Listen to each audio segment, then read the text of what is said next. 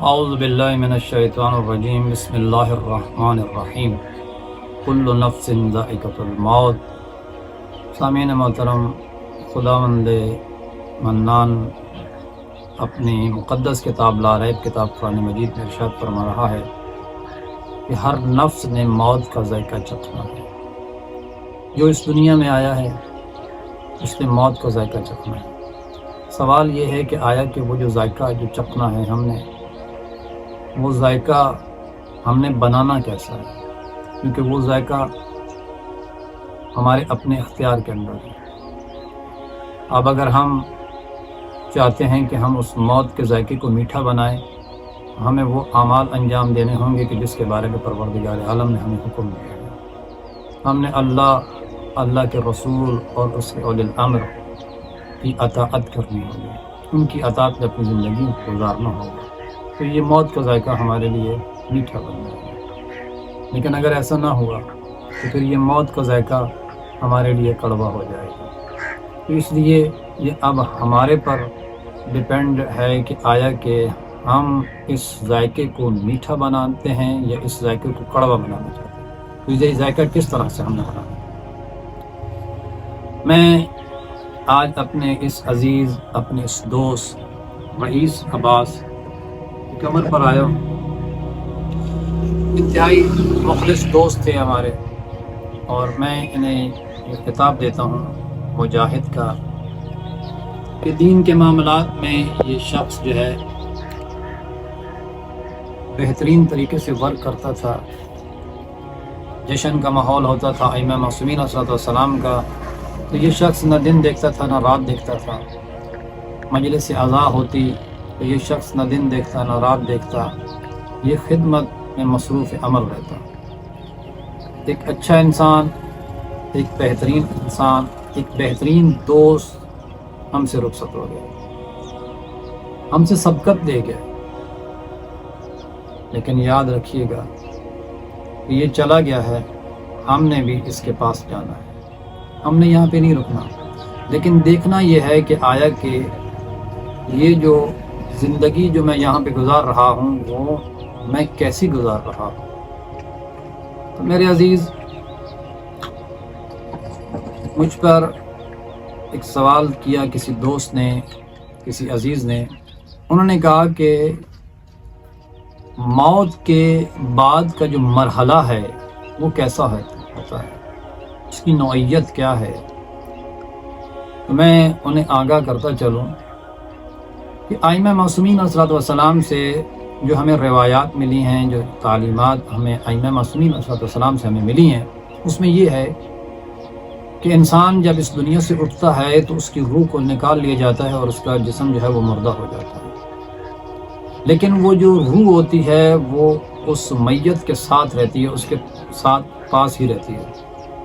اب اسے غسل دیا جاتا ہے، کفن دیا جاتا ہے، اس کے بعد اسے قبر میں جب اتار دیا جاتا ہے تو قبر میں اتارنے کے بعد سوال و جواب کا جب مرحلہ آتا ہے تو اس کو روح واپس لوٹا دی جاتی ہے۔ اب جب روح لوٹائی جاتی ہے، اب اس شخص سے جو ہے وہ سوال و جواب کیا جاتا ہے۔ اب جو فشار قبر ہونا ہے، اب اسی جسم کو اسے ہونا ہے، کیونکہ روح اسے واپس لوٹا دی جاتی ہے، اور اب اسے فشار قبر ہے۔ اگر اس کے اعمال ایسے ہیں تو، اگر اعمال اس کے ٹھیک ہیں تو پھر فشار قبر یقیناً نہیں ہوگا۔ ضروری نہیں ہے کہ ہر شخص جو ہے وہ فشار قبر ہو۔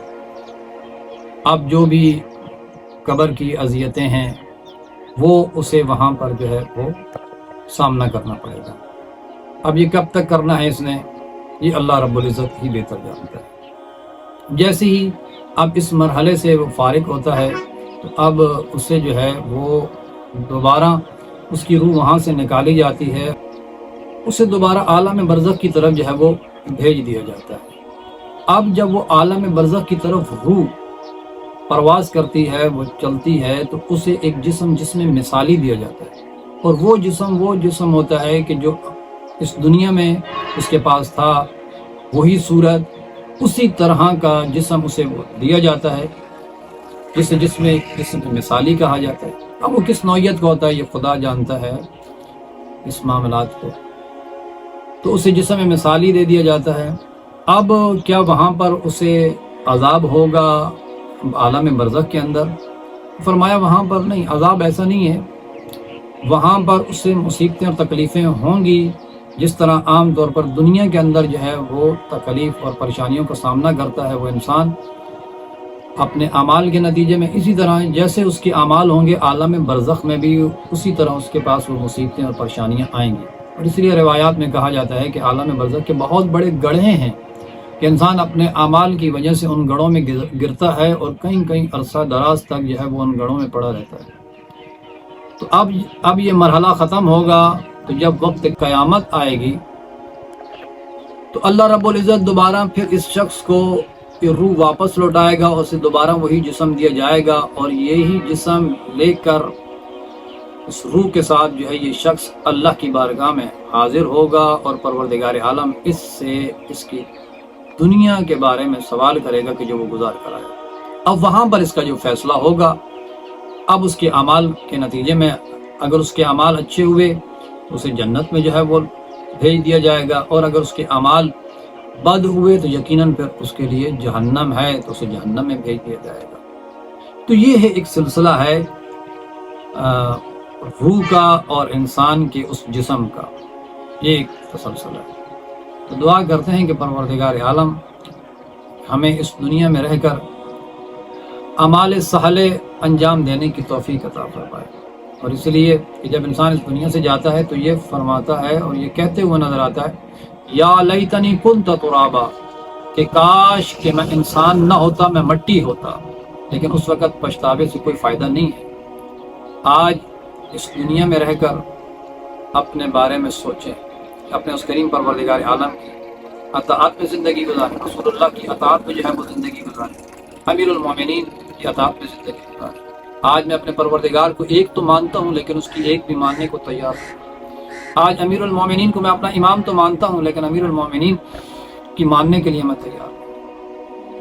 دعا کرتے ہیں کہ اللہ رب العزت ہمیں اس دنیا میں رہ کر اللہ کی اطاعت کرنے کی، رسول اللہ کی اطاعت کرنے کی اور امیر المومنین اور ان کے 11 بیٹوں کی اطاعت کرنے کی توفیق عطا فرمائے. والسلام ورحمۃ اللہ.